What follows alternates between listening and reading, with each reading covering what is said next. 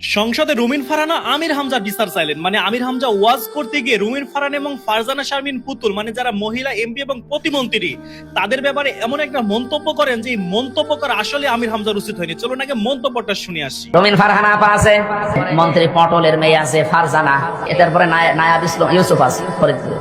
এই আপারা আমাদের সামনে, আমার মাঝে মাঝে চিন্তা হয় আল্লাহ আমার ডাইনে বামে যে অবস্থা, ম্যাডাম গুলো যদি এদের পেটের দিকে তাকায় ভাববে আল্লাহ ছেলে মেয়ে হয় আমাদের আর পেট হয়।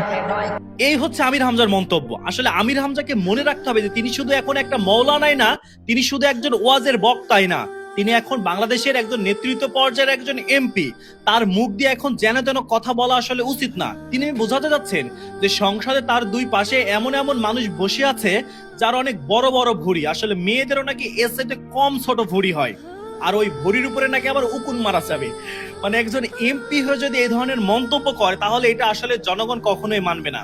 আবার এইটা বলছে যে আমার সামনে রুমিন ফারহান এবং ফারজানা শারমিন পুতুল যে বসা আছে তারা ওই ভুঁড়ি দেখলে লজ্জাবোধ করবে। আসলে তারা কেন ওই পুরুষের ভুঁড়ি দেখতে যাবে? হ্যাঁ, এই কথাটা, এই মন্তব্যটা আমির হামজার করা মোটেও যুক্তিযুক্ত হয়নি। আমরা এটা তীব্র নিন্দা জানাচ্ছি, কারণ আমির হামজার মুখ থেকে এই ধরনের কথাবার্তা আর জনগণ চাই না। দেখেন, ইতিমধ্যে তার নামে কিন্তু 100 কোটি টাকার একটা আবার মানহানি মামলা হয়ে গেছে। মাঝে মাঝে তার বিভিন্ন কথা নিয়ে সমালোচনা এবং আলোচনা তৈরি হয়, যার মাধ্যমে অনেকেই বলছেন যে আমির হামজা জেল থেকে আসার পরে তার মাথার সমস্যা হয়েছে বিধায় তিনি অনেক উল্টাপাল্টা বক্তব্য দিয়ে যাচ্ছেন। তো আমরা মনে করি এখন যেহেতু তিনি এমপি হয়েছেন, তাই উল্টাপাল্টা বক্তব্য এখন বন্ধ করতে হবে। কারণ তার এই বক্তব্যের জন্য শুধু তার বদনাম হচ্ছে ব্যাপারটা এরকম না। যেহেতু তিনি বাংলাদেশ জামাত ইসলামী থেকে মনোনয়ন নিয়ে এমপি হয়েছেন, তার মানে জামাতের দিকেও কিন্তু মানুষ আঙ্গুল তুলবে শুধুমাত্র আমির হামজার জন্য।